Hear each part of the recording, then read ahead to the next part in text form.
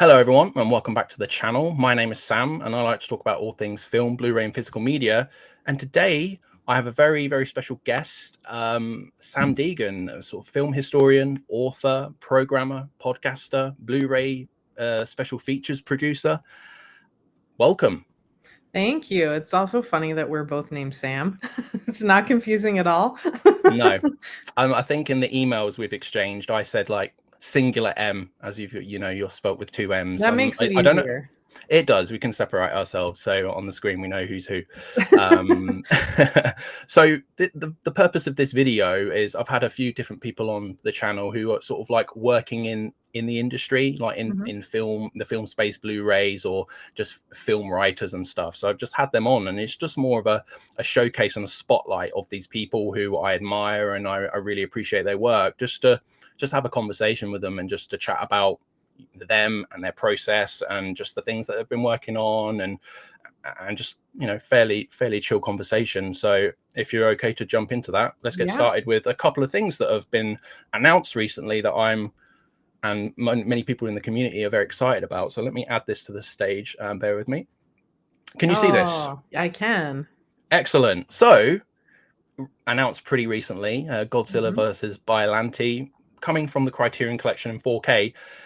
And you are doing a audio commentary, or have done an audio commentary, I should say, that is going to be on the release.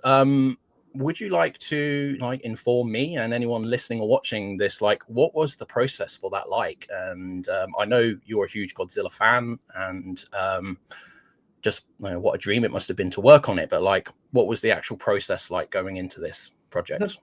The process was crazy. So normally the way that I do commentaries, and everybody does something a little bit differently, but because I've been doing them for so long and I've done so many now, I have like a pretty set system down that I'm very comfortable with. And I typically, unless like I'm struck with some kind of inspiration and I want to write out what I'm saying, most of the time I don't read verbatim. I'll do like a page of notes with bullet points and like maybe some quotations. And basically, when I'm recording a commentary, I'm looking at my notes, but I'm speaking verbatim and just kind of almost like I'm giving a lecture, basically. Okay.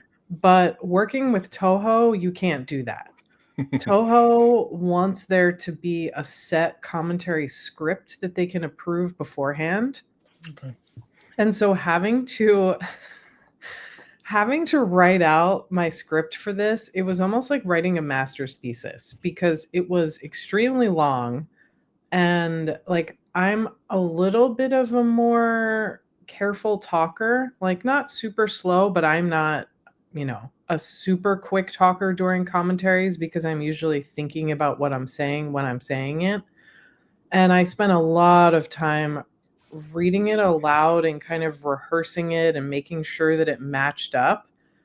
And honestly, that part was pretty challenging, but it made it so that when it was time to record, I was really comfortable, because I did have to record this in a studio, which is not my usual process.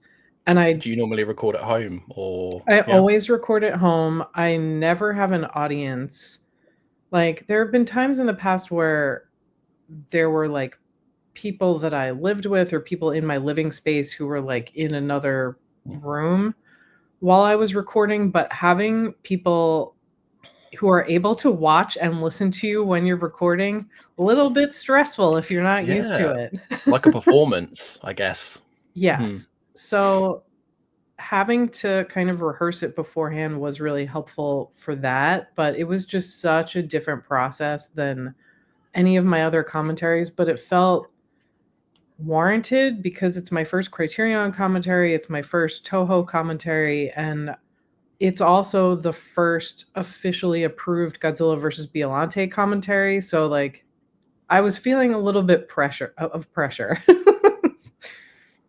I'm sure it sounds stressful, but I'm, based It was on scary.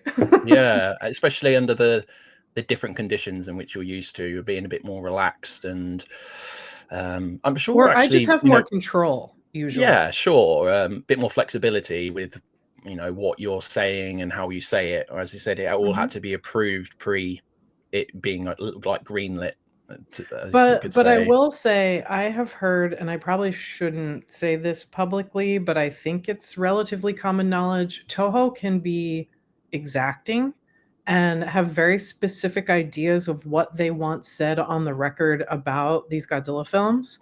Okay. And I think people have found that challenging in the past, but they were so easy to work with for me. They required very, very minimal changes, but I think some of it also is I have an understanding of what's probably going to fly and what's not. Like Sure. they Yeah. don't Yeah. want anything that sounds gossipy, which I think some of the older generation Godzilla historians tend to like get into the weeds with like who's fighting with whom on set, and I didn't touch any of that. I tried to Okay. keep it historical, and so I think that made it a little bit easier. But yeah, this is like my top of my bucket list. Can't believe that it happened. And now I'm like, what do I do next? Yeah. Yeah. It's like, what's the next rung on the ladder from here for you personally? Like, I'm sure there's many other directors and sort of films that you would love to work on, but like, Oh, sure. this is like, maybe in years to come you'll look back on your career and be like, that is one of the shining stars in the sky of my Yeah. film writing contribution in my career maybe. But yeah, I look forward to picking this up and listening to the commentary. I haven't actually seen this Godzilla film, so it's going to be Oh, wait for this to come out. Not that hmm, it doesn't look beautiful now, but it's such a gorgeous film. I think it's the best of all the 80s and 90s Godzilla films. I think I'm a huge Space Godzilla fan as well, but this is just something special. awesome. Moving on to something else that you Mhm. have that's been announced recently. Something I'm a bit more familiar with, although I still haven't seen this film. Let's bring it up so we know what we're talking about. Ah, A Tale of Sorrow and Sadness. So I am pretty big fan of Seijun Suzuki. Like Japanese cinema is like pretty like one of my stronger areas of my knowledge and just film enjoyment really. But yeah, this one was like, not obviously it's the world Blu-ray premiere of this mhm. film. And yeah, Suzuki was sort of, I don't know the ins and outs of this one, but like he was sort of blackballed from the film world, wasn't he, for like Yeah. basically a decade after he made A Branded to Kill. And this was his comeback film, and I've been wanting to see it for such a long time. And then when Radiance announced it, I was like, wow, can't wait, gonna grab this. And then to sweeten the deal, we should say, you've worked on the release as well. So can you tell us a little bit about about that process? Because you've worked with Radiance once before, at least stuff that's been announced and come out, because you worked on Red Sun. Yeah, I As did an essay for Red Sun. yeah. Yeah, so So Radiance is not a company that I work with very often, and usually because my schedule is so crazy, I don't ask to work on things. It's more just like who approaches me. sure. But with with Radiance, I was like, okay, they're putting out so much great Japanese stuff. If I don't at least ask, what would be the harm in that? And I really get a lot of guilt about doing that because I feel like it's pushy. I know other people do it. I certainly get those emails, but I reached out to Tom Mess and basically said, if there's ever anything that you need a commentary for with the Japanese releases, let me know, because this is also one of my areas. Like, not that I'm on the same level that he is. I mean, he's incredible, but he's the friendliest and most easy to work with person, and was like, yes, of course. Do you want to do this Suzuki title? I was like, is that even a question? Like, yes, I do want to do this Suzuki title. And A Tale of Sorrow and Sadness, I think, will surprise people who only know his Nikatsu crime films, but I think it feels like a Suzuki film. It's just sort of the first, I would say maybe the first act, the kind of surface level is it's a golf melodrama, but it's Yeah. also very much not. Okay. It's something that I think exhibits his trademark style.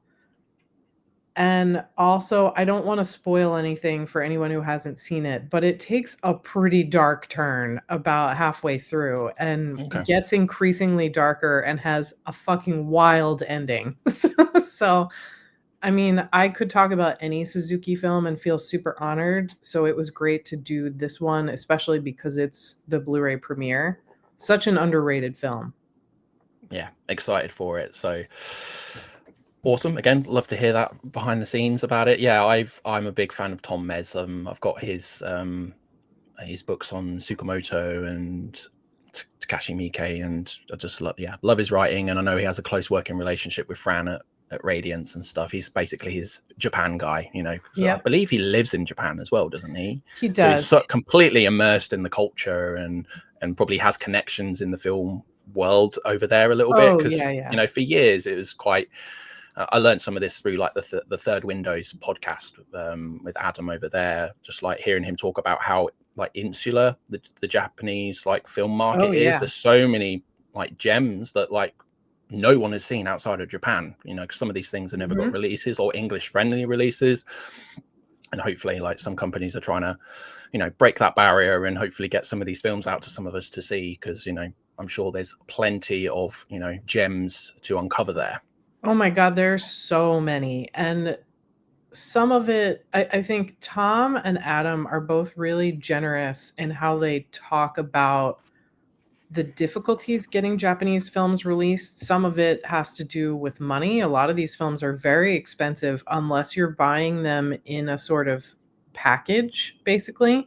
Okay. Like, even to theatrically screen a Toei film, which is why Pinky Violence movies don't get screened that much unless you go through somebody like AGFA, is because they're really expensive. And I think it's that these companies do so well with their domestic market that they don't care about an international market because the sales would be so like not worth their time, I think is how they're thinking of it.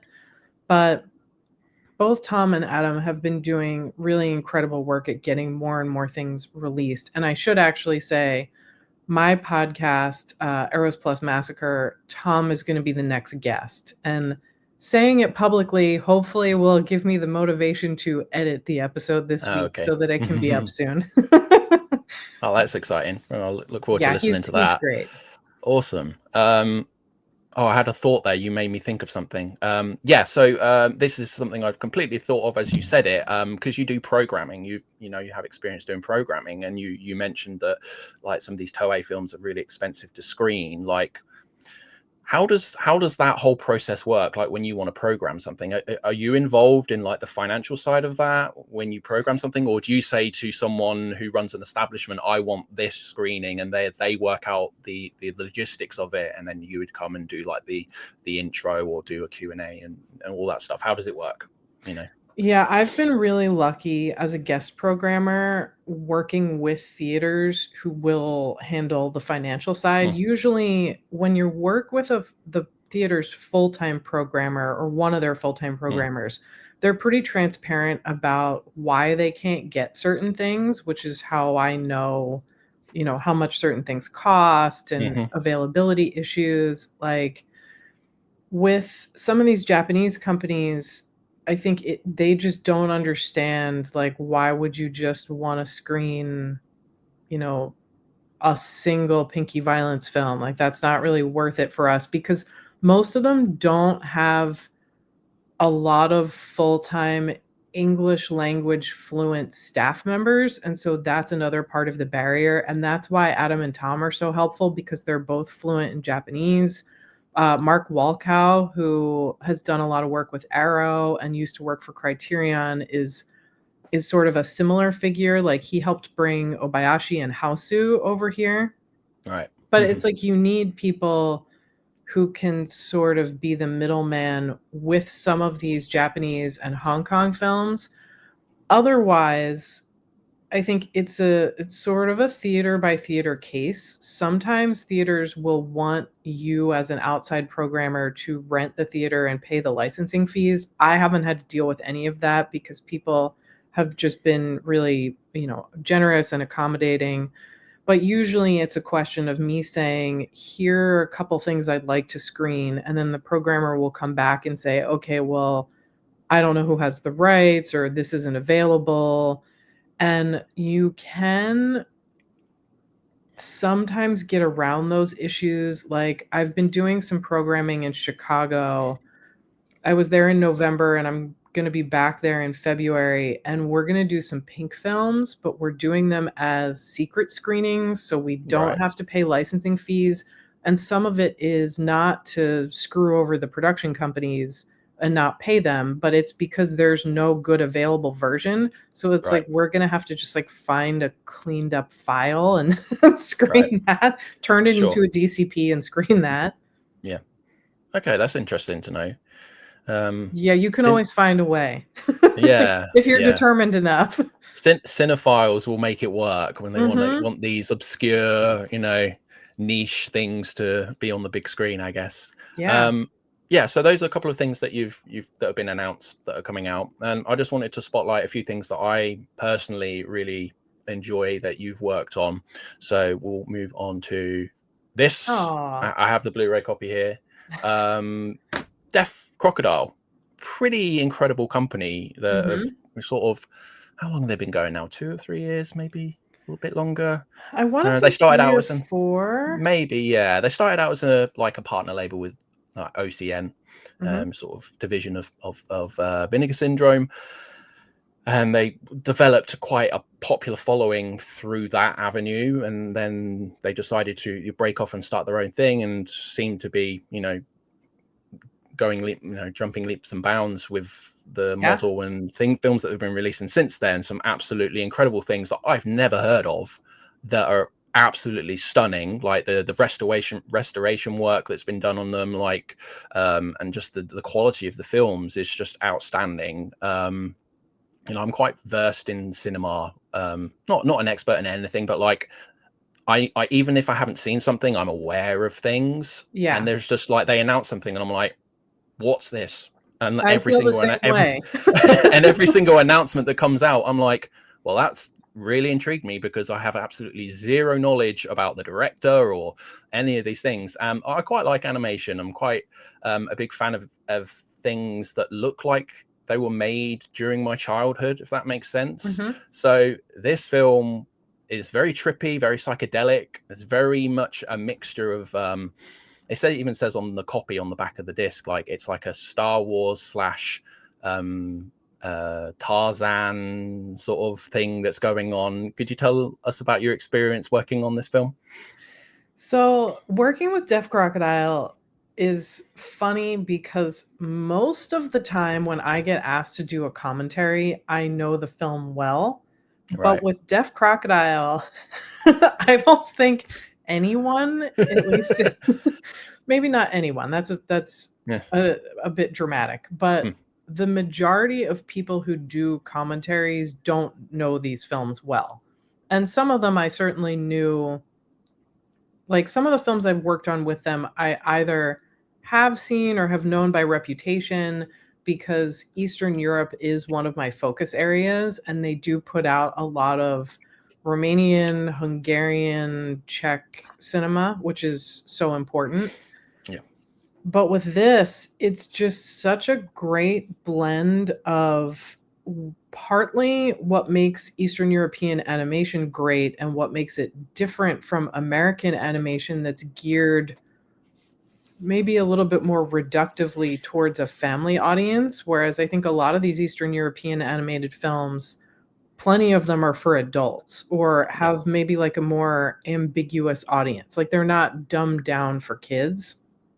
But this also, I think, really brings in a lot of what was going on globally in the 80s with science fiction and fantasy, and the way that Star Wars, I think, fooled a lot of mainstream audiences into thinking they were watching science fiction, because, like, Star Wars is just fantasy in space. Like, there's Yeah. nothing sci-fi about it. But this, like, I really love Son of the Stars because I think it has a lot of allegorical stuff going on, and in my commentary, I talk a lot about the political situation at the time and how that influenced filmmakers and how that limited them and forced them to kind of be more creative and use these sorts of things like fantasy and surrealism and allegory to talk about the political situation indirectly. Yeah. So yeah, this was definitely one of my favorites to work on for Deaf Crocodile, but they, I would say more than any company, challenge me a bit. It's like they're like, "Okay, you did this one animated film. What about this other really obscure one?" I'm like, "All right, let's go." So in that instance, are you like going right? So I'll watch the film for the first time, maybe, Yeah. and then do research based on that, like and you know the context and stuff. Because obviously, if you're not familiar with it, it's a bit more. You're really starting from ground zero, Yeah. with no prior knowledge, and you can pull in from your other knowledge of things that maybe have been released at the same time. But like Yeah. particularly with these directors and stuff, it's yeah, very obscure. And now that this has come out and more people are aware of it, and there's also what's the other one? Space Mission Delta, is that the other Yes. one? Yeah, very similar, animation style. But yeah, I just love this, and they've continued to work on animation. They've got the Bill Plimpton films. I know they've Yeah, got some they've more coming they've put out. out a lot of animated films. There's this other Hungarian animated film I did a commentary for them called Heroic Times that Mm, I would also strongly recommend. It's not quite fantasy in the same way as Son of the Stars, but it's basically a series of paintings that they animated, so it yeah, doesn't look anything like what people are used to, but it's also all about medieval Hungary, so there are some fantasy elements, but it's, I mean, it's really, there's nothing like it. Like, if you're not familiar with Eastern European, animation, it feels very one of a kind, even though it's not actually. yeah, for definitely for the first time you would view something like this, you're like, wow, I've never Yeah. seen anything like this before. And that's exactly how I felt when I watched it. And I was very entranced by it because of the animation style and just the way it unfolds and stuff. Yeah, so I love that release. Love the audio commentary. Thank you. One of my favorite Oh, releases of last year, from another newer label, Cinematograph. Sort of the child of Justin Liberty over at Vinegar Syndrome. mhm. You did an amazing visual essay for this release, which just really encapsulated everything like about the film and it's how subversive it is. It's a bit strange one because it sort of like came out before a lot of the camp sort of coming of age stories that Yeah. would proceed after it. So it's sort of weird to say it's subversive because it came out before them, but it's sort of like I don't know what happened to this film. Did it just fall by the wayside? Because I know it didn't have a physical release at least, and the rights and stuff were difficult with it. Maybe due to the soundtrack was difficult. But yeah, tell us about working on this film, which I think is absolutely incredible. It has such mature performances from the two leading ladies in this.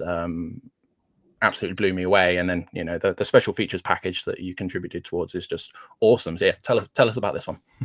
Yeah, this is an interesting one because I think Cinematograph allows Justin to find these kind of neglected Hollywood films, which is mostly what he's been releasing on the label, which I think to a lot of Vinegar Syndrome fans, that doesn't feel like what we usually release. So it's nice to have this little like pocket to do something different. And Little Darlings, I think, is one of the best Cinematograph releases because, like you said, it's this film that just kind of got neglected, forgotten about. I think it's something that doesn't quite fit in with the teen sex comedy movies to come after it, Yeah. which are, and I love a lot of them, but they're Mhm. basically exploitation movies. This is so different because it focuses on girls. It lets them be kind of gross teenagers, but in this really honest, heartfelt way where it is this coming of age story about teen girls becoming sexual beings. And I think I get why it was maybe forgotten, because if you're trying to watch something that feels more like a classic teen sex comedy, this doesn't have a lot of those elements, but it's a great film, and those 2 lead performances are just amazing. And Yeah, so, yeah, I it was nice to be able to work on it to highlight, like, how and why it's different, and I agree with you that it does feel really subversive, but I think a lot of the early films, like Lemon Popsicle is similar, where they just have this kind of more downbeat energy, and they try to be a little more, I don't know, like, lean a little bit more into realism than some of the super over the top sex comedies to follow. It's an important film. oh, for sure. Yeah, I highly recommend, if anything that me or Sam has said about this one, they check it out. I know I've made a few people, like, made some recommendations for some people, and they've messaged me and said, thanks, because it is really, really good. Yeah, moving on to the next one. What have I got next? This. Something completely Oh, different. my favorite. Mondo. Oh yeah, one of mine too. After I saw it for the first time a couple of years ago, yeah, this film is absolutely wild and very much in my wheelhouse. It's So wonderful. it's incredible. The mashup of different genres and the craziness of it, and Naomi Tani being in it is a selling point alone for some people. Mhm. But yeah, Mondo Macabro put this out.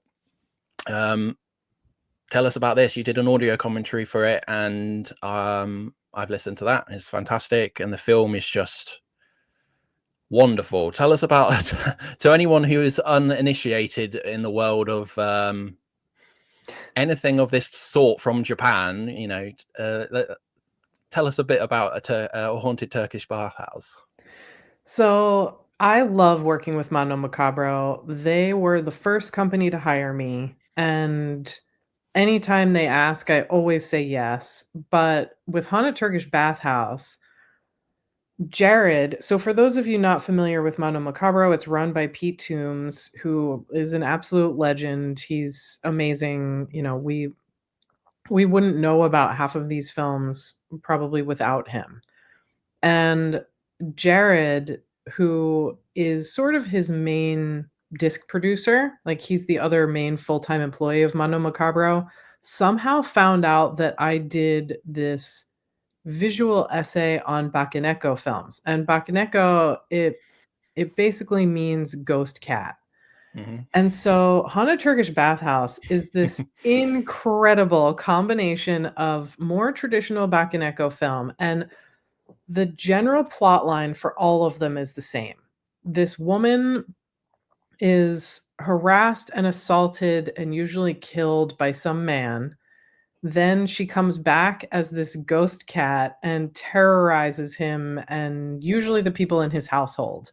And that's what happens here, except this is also a sex film set in a Turkish bathhouse. And what a Turkish bathhouse means, when brothels were made illegal, everybody kind of sidestepped and opened Turkish bathhouses. And Turkish bathhouse was code for you can go in and get a bath, but it's also a brothel in disguise.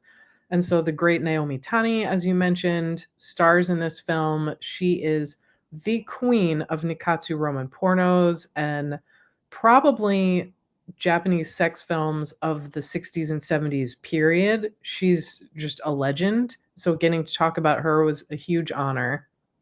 But I think this is really the perfect combination of the Bakeneko film, your general kind of pinky violence exploitation, woman getting violent revenge, and also more of a traditional pink film, because there are some sex scenes and including some pretty comedic ones in the Yeah, bathhouse. It yeah, just for it sure. has everything. It's a perfect introduction to this type of cinema, and if you watch Haunted Turkish Bathhouse, which you absolutely should, there are like 100 films like this, if not more than that. Like, just it's I think such like we were talking about earlier, it's one of those areas of cinema where you could start watching these films in your 20s and never get through all of them by the time you die. And part of it is accessibility. Like, unless you're Mm. fluent in Japanese and unless you're really good at finding bootleg files, a lot of them are still pretty inaccessible, but I think that is starting to change for the better. Yeah, fingers crossed with that. I know, excuse me, 88 Films have just launched, you know, their Nakatsu line, and I don't know, you know, the behind the scenes on that, but hopefully they've licensed many of them because, you know, I need more of that stuff in my life. I'm absolutely fascinated with like pink film and stuff. Jasper Sharp's book, Behind the Pink Curtain, is like a huge, it's like takes pride and place on my bookshelf. You know, it's something that Mine too. yeah, I absolutely adore that book. And there's so many films in it that I've read about that I've not seen because of accessibility, as you said. And so I'm hoping one day some of these things get brought out so that the masses can see it eventually.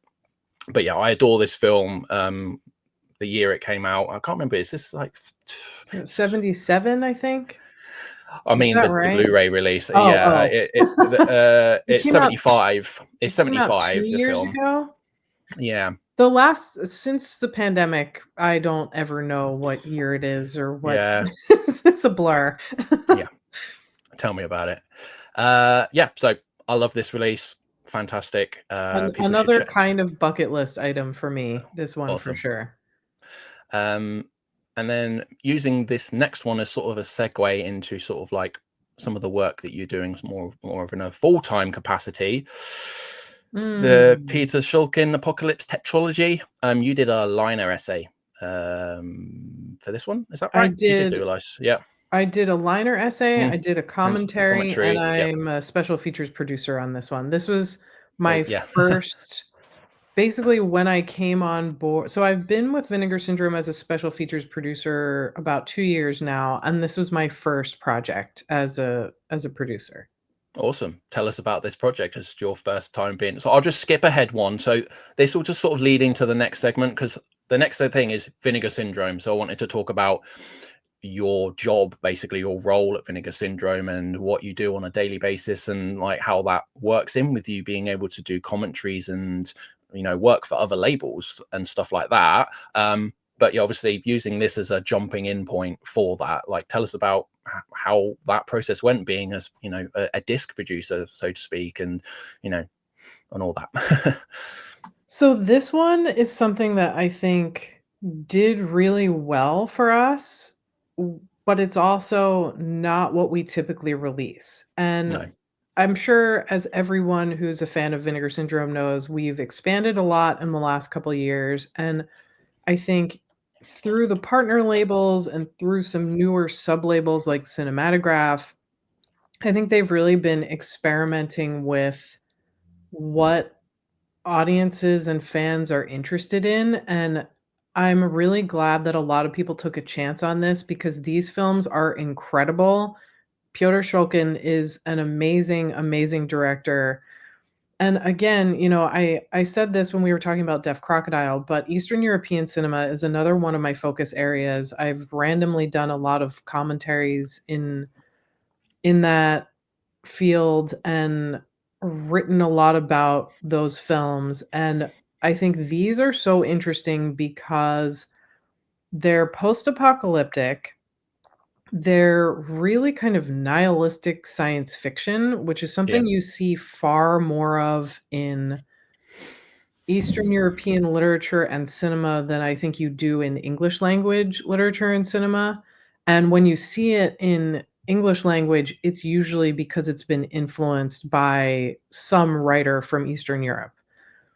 And so these films, I think, really kind of blew people out of the water because of how they look, the performances are incredible, and some of the actors in these films are huge names in Poland. So they're like mainstream actors, but they're just amazing films, and I think it's great that they got the kind of dedication in this full set. I wanna say there's maybe Radiance. I think there's a UK version of this that only has 3 films and doesn't have all 4. I think That's right. probably a licensing or rights issue. Yeah, so Second Run has the Yes, 4th okay, film. that's right. Yeah, so it's I don't know, working on this as a special features producer, basically what I do for them is a mix of creating special features myself because, I've been doing that for so long, and then commissioning them from other people and doing a lot of other random things like copy editing booklets and stuff like that. I would say after the Shulkin set, my main focus has been on our Hong Kong films because that's another one of my, main focus areas. And there aren't a lot of English language film historians or film critics who are qualified to talk about them in depth. So that's really been my focus. And then a lot of what I do is I will fill in on things where maybe it would make sense for me to do special features. Yeah. Awesome. That sounds very like you're very, very busy. If like Yeah, it's combining that with like writing books and doing, freelance work for numerous other labels and things like that. That sounds like you must have incredible time management skills. So, also I'm really burned out.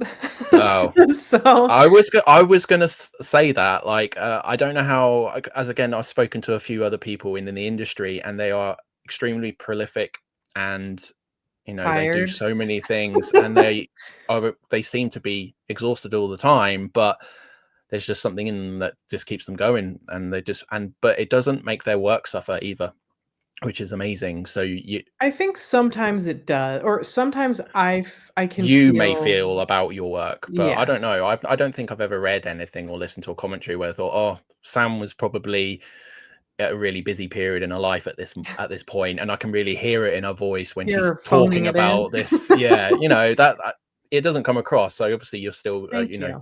producing the great work across the board, even when you may be feeling like, oh, I need to take a step back maybe and like reduce the Yeah. amount of work I'm doing, because I can imagine sometimes you may feel like when opportunities come up, you struggle to turn things down maybe, or like how So often do you turn things down, like because you must have at some point like on that project's probably not for me, or I have too much on my plate right now, really can't actually put the time and effort that this film or deserves, because I can't produce something like to the deadline that you're expecting of me and stuff like that. Does that happen very often, or in the past has that happened? it doesn't happen very often, Mm. but it does happen, and I actually just had to say no to someone recently, and so I think there are 2 factors here. One is some companies will ask you 6 months ahead of time.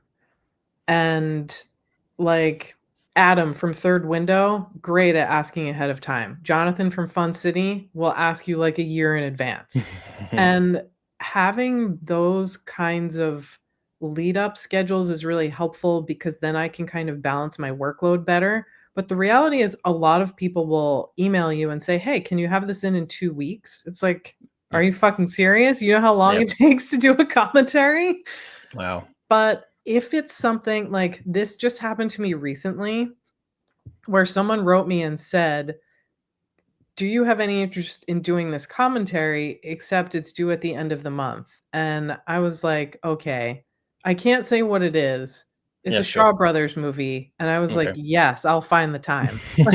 So I get myself into this trap of, like, there are certain things that I feel like I have to say yes to because I'm really excited about working on it, and so I sometimes overload my schedule because of that. But the reality that I think a lot of people don't talk about is most of us are really underpaid. Like, even though I am a full-time employee at Vinegar Syndrome, I probably shouldn't come right out and say this, but, like, in order to survive, I have to take on freelancing work. Sure. And so sometimes I have to say yes for financial reasons. Not that I wouldn't be interested in talking about the film. It's just I would say definitely within the last year, there are times where I could use a break, but, like, financially can't afford to take one. And Sure. so I think that is a real struggle for a lot of us is many of these companies are expanding, but that doesn't mean that they're paying any of us fair Mm. wages. They're Okay. just being able to acquire other kinds of films and do other sorts of things with the money. And so it's, Mm. trying to find that balance. Like, I've gotten to the point now where unless it's something I really want to work on, I've had to give myself a pep talk and basically say, like, if this company isn't gonna pay you fairly, then you have to say no. And Okay. it's Yeah. it's hard, but Mm. I think having companies like I stopped working with 88 Films because they charge or they pay so little for commentaries that it was like, this is just insulting. Like, Okay. if you're making enough money off these releases to keep doing them, you need to be paying your contributors fairly. And this is a problem across the board with almost every company. Like, Criterion is the only company that consistently pays well, and they don't hire anyone. Like, Right. they hire from such a small pool. But companies like Imprint in Australia and Kino Lorber, they pay pretty fairly. I think Connie, one of the OCN sub-labels, they're upping their rates so that they can start paying contributors more fairly, but most of these companies don't, and it's a Mm. real problem. No, I appreciate your honesty on that because not many people discuss this, at least openly, about how I know it doesn't get, I know people don't get paid a huge amount, but like I thought like maybe some of the bigger companies might be more invested in the people that You produce the would think. features on the discs because for a lot of consumers that's a huge selling point. You want to know all Yeah. the extras and all the supplemental materials that you get with the release, and a nice transfer and everything is very nice, but I'm more inclined to get context and extra information with a release. So yeah, that's surprising to hear. But yeah, I appreciate your honesty on that. It's refreshing. I mean, Um, I'm sure it's not gonna do me any favors in the long run, but I do think it has reached a certain point where it sometimes feels like exploitation, and a right. lot of that has to do with the fact that we're, living with capitalism, and Hmm. it encourages that sort of behavior, but I do think there's a more sustainable way to actually pay people fairly. Would would you say I've lost my train of thought. It was to do with fair pay. It'll come back to me. Apologies. Yeah. Um, Moving on, one last thing. I'm very conscious of the time. You mentioned earlier Mhm. your Eros Plus Massacre podcast. The Twitch of the Deaf Nerve podcast was one of my staples of my commute. Sadly, that's no longer like in production, but all the Mhm. episodes are still available for people to listen to, and there are some cracking episodes on there. Absolutely brilliant. Particularly one on a film. Do I even have it here?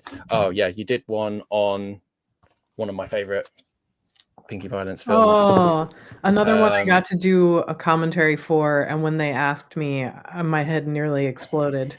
I can imagine. Yeah, so that was Zero Woman Red Handcuffs. Absolutely incredible film. But moving on to Eros Plus Massacre, you've moved. It follows a fairly similar sort of theme to what you were working on in your previous project.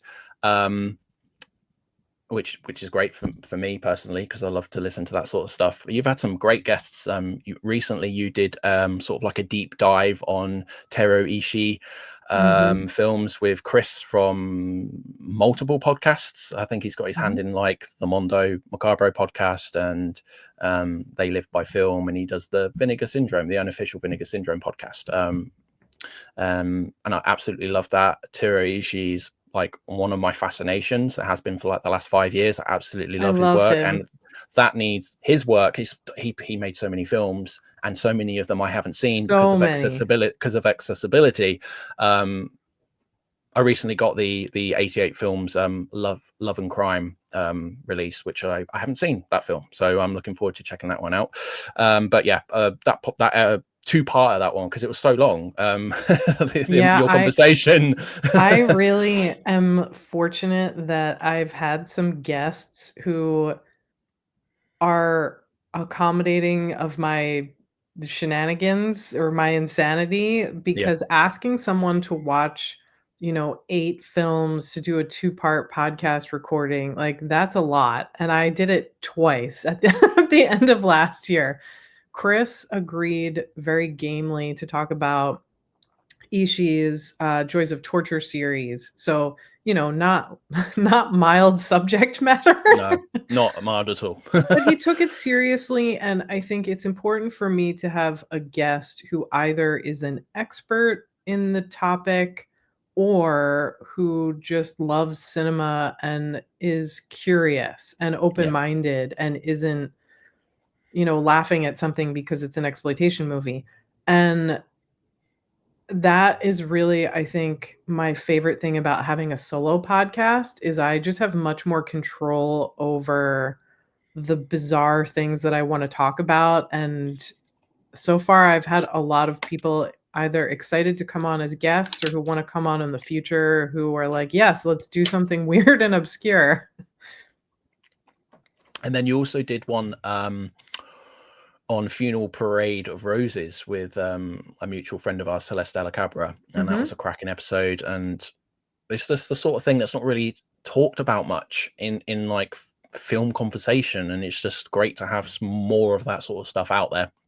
So just brought this up to spotlight like your new podcast and stuff, and I'll leave like links to it in the video description when it gets posted. But yeah, I love the artwork on here as well, where you've pulled it from. So well, the logo is actually from Justin Miller, who I think a lot of people know as Haunt Love. He does a lot of Blu-ray covers for companies like Vinegar Syndrome. He and my friend Liam, who I should say Liam runs Cinepunks, which is my podcast network. And Liam and Justin have a company called Rough Cut Film Club, and they make t-shirts. So very grateful to Justin for this logo, although he and I have known each other since we were like 13. So I think I kind of guilted him into it. But yeah, I have had such a good time with Eros Plus Massacre this past year. I started it in June. And if I ever become independently wealthy, which is never going to happen, but if it did, I would just do the podcast full time because I love doing it so much. Awesome. But I look forward to the episodes when they drop. So thank you. More of that, please. Thank you. Let's talk about these briefly before we move on to something that you've written more recently. As I said at the top of the show, you wear many hats, and obviously it comes with the territory of like, you write your liner notes and you write your commentary, you do audio commentaries, and for a lot of that you may make extensive notes for that sort of thing. So not necessarily writing an essay per se, but you'd have some structure that would maybe like an outline for an essay, but then you talk over the top of it. That's how I imagine audio commentary may totally work. Accurate. Okay, you've written 2 books here, at least ones that I've read. So I read this M monograph before I knew who you were. I was like, that's exciting. Yeah, it's just I just picked it up. It was published in 2018 or 19. I can't remember. Or is it before that? 2019. It did come out maybe 2018 or 2018 or 2019. 2019. So I'd seen M like many years before this, but I saw it. It was in my local. Well, it's actually a chain bookstore in the UK that's called Waterstones, and they had like a film section, and I just saw on the spine M, and I was like, well, M's like one of the best films ever made, so I need to read about this. So I read about it, and I had no idea who you were at this point. And then your name started cropping up on Blu-ray discs that I started picking up and stuff like that, and I was like, made the connection that, oh, you wrote this amazing monograph on Fritz Lang's masterpiece M, and then that was amazing to put the connection there. And then you've written this amazing book again on the legacy of World War II in European art house cinema. This was published a couple of years ago. 2021. 2021. So quite. I thought it was sooner, like more recent than that. But It feels yeah, more recent than that. yeah. Could you quickly tell us about more the legacy of World War II one, but you can talk to us about M as well, like, because obviously very different types of projects. Because M, you're talking generally just about one film, yes, that's what the monograph thing is, but obviously you're talking about an extensive amount of films in the other book. So yeah, tell us about these if you can. Yeah. So I had contributed to some books, and my first like real project, I edited a book about the films of Jean Rollin, but the Legacy of World War II book was my baby. Like I started writing it because in grad school I wrote this paper about Salo and how Salo functions in relation to the Nazi exploitation genre. Don't know how I got away with doing that, but it went over great. You say this was grad school? Yeah. So what was this, like English? Because did you study for you still? Yeah. Okay. Sure. Yeah. I studied. I did film studies post grad. So I don't think I could have talked about Salo if anyone would have wanted me to talk about Salo. I said this on with a guest who has been on previously. I have a very mixed feelings and relationship with academia. Me too. There's so much of it I love, and there's so much of it I just want to, Flush down the defenestrate, toilet. Yes. chuck out of a window. You know what I mean? Same.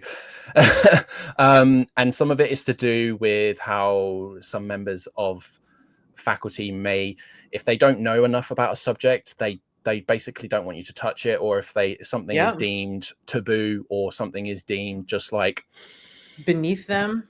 Yeah.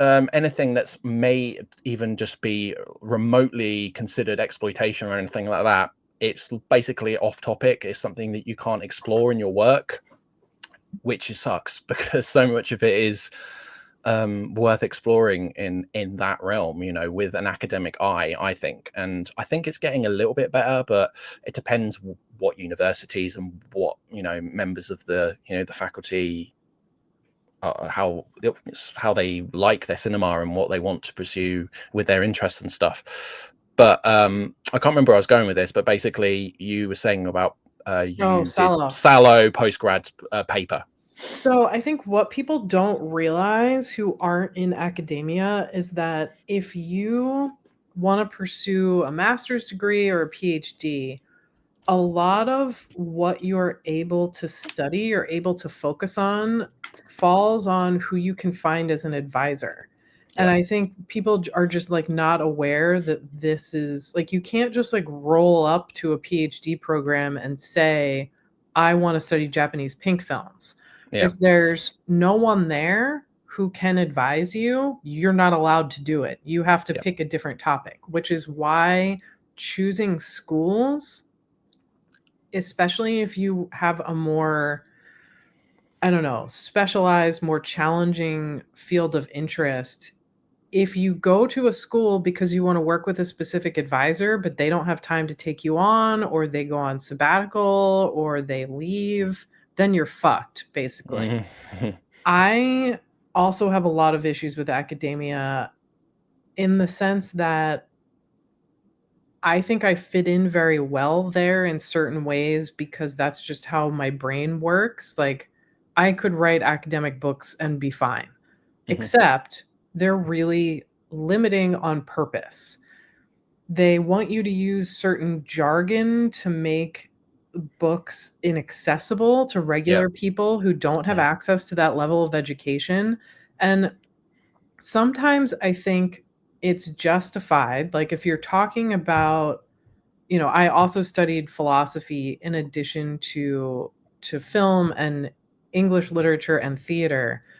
And it's like, if you're talking about philosophy, it makes sense, but it's like, use it where it makes sense. Don't use it just to be obscure on purpose. Yeah. And it's also so insular. it's like you're not really expected to have any independent ideas. Your ideas always have to reference what someone Yep. else is talking about and what Yeah. someone else is doing. Yeah. So I realized that once I could get academically published without a PhD, what's the point of getting a PhD? I don't want to teach. Like, Mhm. I wouldn't mind teaching grad students, but like the thought of me teaching undergrads is ridiculous. Like, I don't have a very good filter. I mean, I guest lectured a class during the pandemic about, about European Gothic cinema, and with the professor's approval, I decided to talk about The Tenant, and these Nice. kids were so fucking mad that I brought up Roman Polanski that they couldn't Wow. focus on anything else. It was, yeah, it was crazy, which is a long way around me explaining the Legacy of World War II book. So the solo paper that I wrote, I had this really incredible advisor, this guy named Timothy Corrigan, who is one of the experts on New German cinema and very open minded, great taste, really encouraged me and pushed me with this essay, which is what led to this book. And when I started writing it, I started writing all these essays and chapters about more transgressive post-war films, which is what this book is. But I also have all these chapters about genre cinema made during the war that hopefully I'll turn into another book at some point. But it was so important to me and something that I just kept writing for years without really knowing what I wanted to do with it. Like, there was a period where I just kind of thought, I'm gonna finish this book and never put it out, and it's gonna just be for me. But Right. luckily, people convinced me, like, that's insane. If you're if you're spending years writing a book, you should probably release it. Seems And like a sensible thing to do. yeah, but writing is not really a sensible occupation. Doesn't seem like it, no. No, but it's I think this is my favorite larger project I've done because it was just so rewarding to finish it. It's all about different kinds of films made from probably like 1943, 1944 on that look at the war in a more transgressive light. Like, I tried to intentionally avoid films that felt like propaganda, and if they do, I talk about why. Awesome. Moving on to the last subject, I promise. I'm very conscious of time. Yeah, sorry, I really, like, went on an No, no, it's academia tangent there. that's just gonna make us a bit bigger now because that's the end of the screen. Your most recent book that you co-wrote and edited Co-wrote, co-edited. did Revolution in 35mm. This is a fantastic achievement, I have to say. I think it's absolutely incredible. Yeah, so just tell us how this came about. Like, what was the impetus for it? You know, being brought into the world. Your relationship with Andrew Nettie. Is it Andrew Nettie or Andrew Nett? I've never heard his name spoke. Nettie. Okay, I said it right first time. Yes, I for a long time assumed it was just Nett, and I think he's very Australian. So he's just Right. like, yeah, say my name however you want. I don't care. This is a book that I thought about doing for years. I started thinking about it while I was finishing up the World War II book, and I initially thought about doing it as a solo book. And some of it is just my interest in how bodies are used in cinema in more extreme ways. So if you're thinking about things like violence and death and you're moving away from horror films, like, what is there and how is that used politically is sort of how I got to this topic. Okay. And I was picking Andrew's brain about this. He and I have known each other for years, and I honestly don't even remember why. I think we met through Facebook and we met in person at some point. And he's great.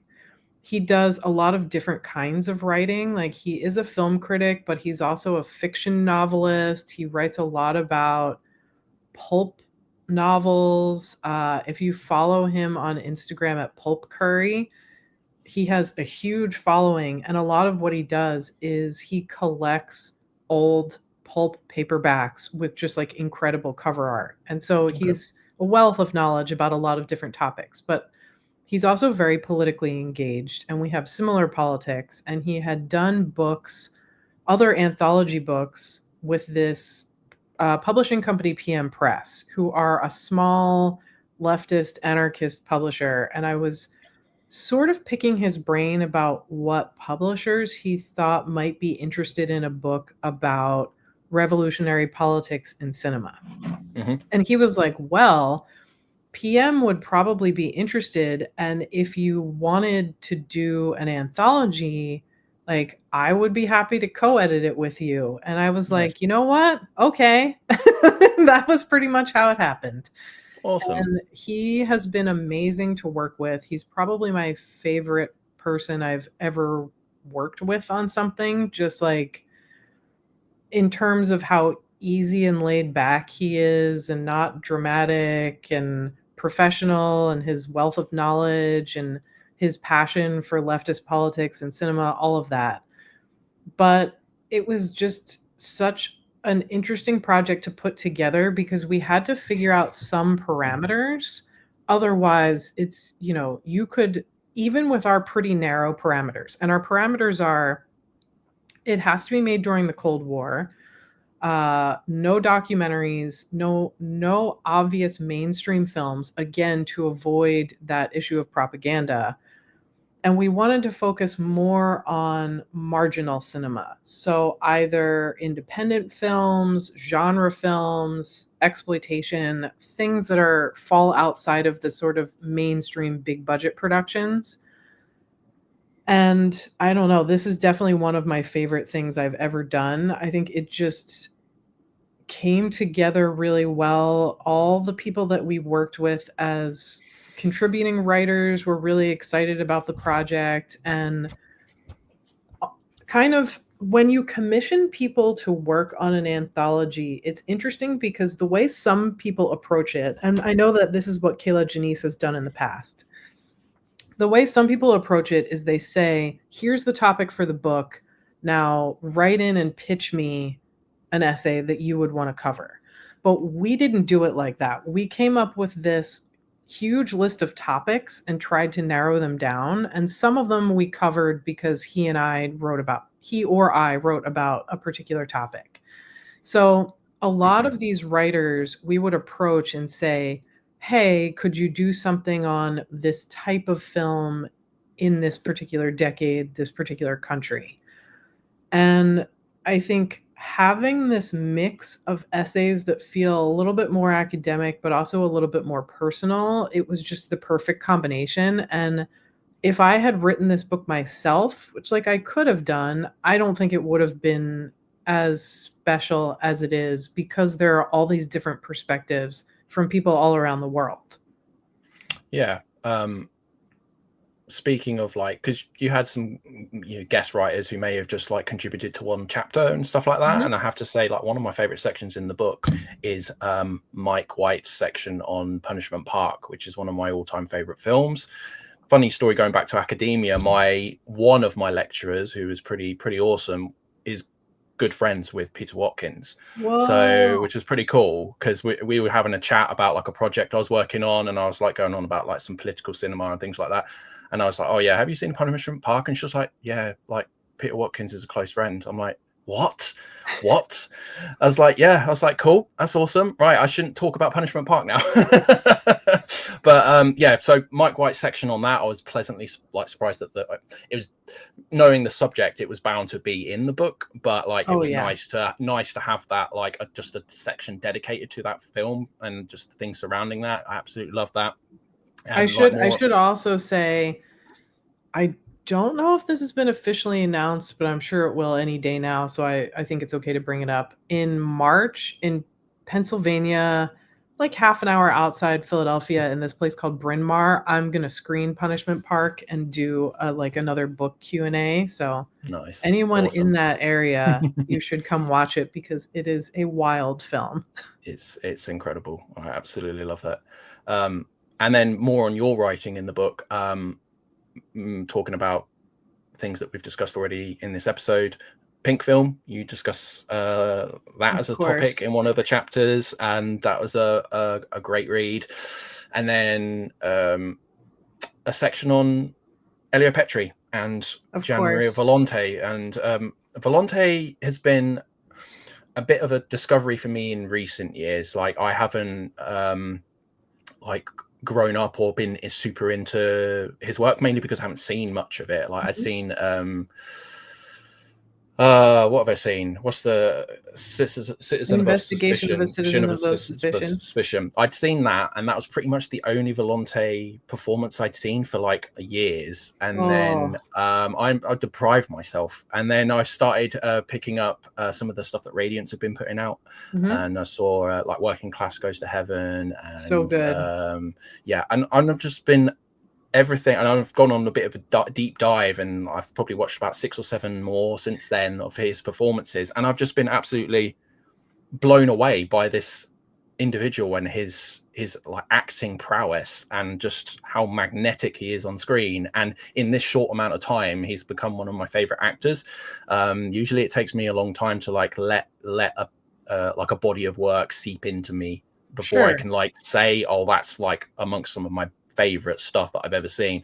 But the impact that this individual has had on me, and his work with Elio Petri, I should say, it's just absolutely amazing. And it was, again, amazing to read what you had to say about like their contribution, and you know how Yeah, we we decided that Volante is definitely the spirit animal of the book, which is why he had to be on the cover. I did something really I wish it was closer so that I could show you, but I did something really nerdy, and I started doing this last December of 2023. I decided I'm gonna be a total nerd and make myself a themed calendar. And so I did it again for this year, and my themed calendar, it's a John Maria Volante calendar, and it's nice, he's just the nice. best. Like, Oh yeah. such a prolific career, but so many incredible performances. And Awesome. a different hairstyle in every film. I know. It's Who knew he would suit so many different hairstyles and pull it off so well? I know. Uh, But his work with right. Elio Petri, I think, is his best, and that was one of the first things on our list, was like, we absolutely have to have Volante and Petri in here. We weren't sure how it was gonna go across at first, because the problem with a book like this is we could have done this book with the parameters I mentioned and just focus on Italian cinema, because there are so many deeply political Italian films, and Petri and Volante together and separately made a lot of the great ones. For sure. Well, I think that's sort of all we have time for today. Yeah. I really appreciate your time and talking to us about, you know, things that you've worked on throughout your career, and Yeah, you know, you're thank you. a little bit behind the processes and stuff that you go through when you're working on stuff. Just on a personal level, you're quite inspirational to me. So Thank you. I keep doing what you're doing. I really love it, and I know a lot of people in, you know, the film, you know, enthusiast world, especially people who collect Blu-rays and things like that, like really look forward to like anything that you're on. So I'm not speaking for myself here. There are many people out there that really appreciate the work that you do. So with that being said, is there anything that you would like to plug before we call it a day? I guess maybe just my Patreon I should plug. I put Eros Plus Massacre episodes on there early, and right now I'm doing bonus episodes when I have time. I'm turning my M book into an audiobook. The Nice. next chapter of that should be out this week. And I'm also slowly working through the films of Jean-Pierre Melville, speaking of Volonté a little bit, who's in Le Cercle Rouge. And I think that's all I can shout out right now. I No have the worries. horrible curse of working on so many projects that I can never remember what's been announced and what hasn't, and so I just, like, live in terror of announcing something I'm not supposed Oh, to. yeah, yeah. I can imagine. You're like, I should just say nothing for Yeah, fear of just, accidentally letting something slip that's coming out that's going to be a yeah. big deal or something like that. Well, anyway, thank you again. I hope Thank you. viewers and listeners enjoyed our conversation. I'll leave links to all the various different things that we discussed on today's show in the show description. And with that being said, thank you for your time and Thank you. take care. Thank you so much.